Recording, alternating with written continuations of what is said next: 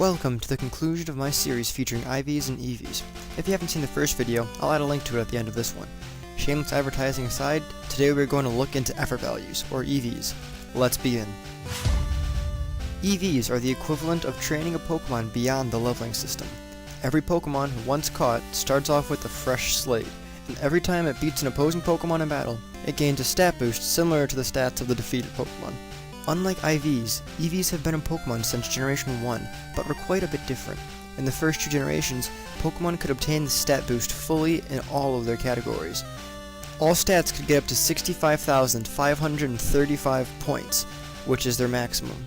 This gets cleaned up in Generation 3 and onward. While every stat can get modified, they can't all be maxed out, leading to more specialized Pokemon. This is because of a limit placed on the amount of EVs that can be gained. The max amount of EVs that can be gained is 510, and the max a single stat can gain is 255. However, because in this new system, 4 EVs is equivalent to 1 boost in stat, it doesn't make sense to train past 252.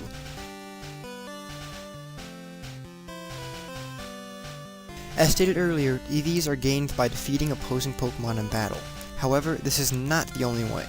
That's right, you can maximize your Pokemon's potential without filling the field with famed Caterpie and Pidgey. Also a part of the main series in Generation 1 are vitamins, which add 10 EVs towards their specialized stat. However, they come at a price. Literally. Those things be expensive. And I know what you're thinking. I'll just buy a whole bunch of vitamins and EV train them easy.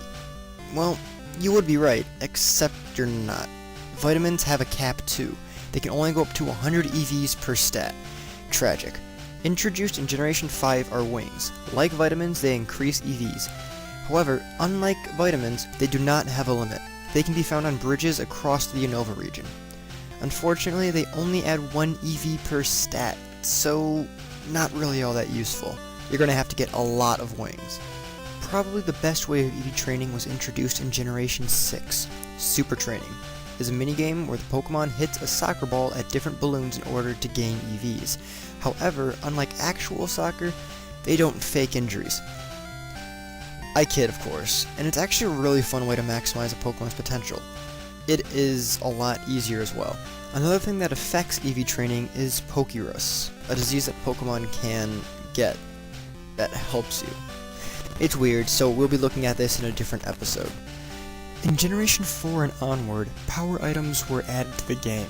These items can be held by Pokemon and they increase the amount of EVs gained after each battle by 4.